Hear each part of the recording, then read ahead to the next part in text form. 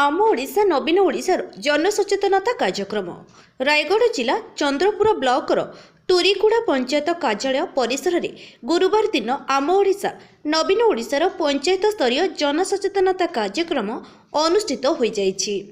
प्रथमे आम ओडिशा नवीन ओडिशार एक पुस्तक को उपस्थित अतिथि मानक द्वारा उन्मोचन करा जायथिला। एथिरे पंचायत स्तरीय विभिन्न उन्नयनमूलक कामर रूपांतरीकरण तथा जलसेचन, कृषि, शिक्षा, महिला सशक्तिकरण और भित्तिभूमिर विकास, प्राथमिक विद्यालय रूपांतरीकरण इत्यादि उन्नयनमूलक काम गुड़िक संपर्क में उद्यान, कृषि, स्वास्थ्य उन्नयन संपर्क में संपृक्त विभागर कर्मचारी माने सूचना प्रदान करथिले। एथिरे विभिन्न सांस्कृतिक कार्यक्रम करा जाय पुरस्कार वितरण करा जायथिला।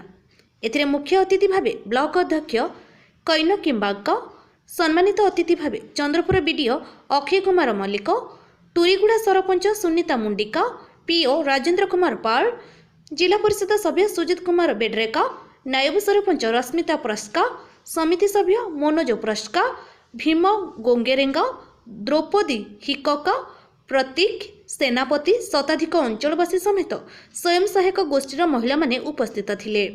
रायगढ़ जिला चंद्रपुर ब्लॉक टूरीगुड़ारू रायगढ़ जिला स्वतंत्र प्रतिनिधि श्री तेली नायकों रिपोर्ट, गुगली न्यूज।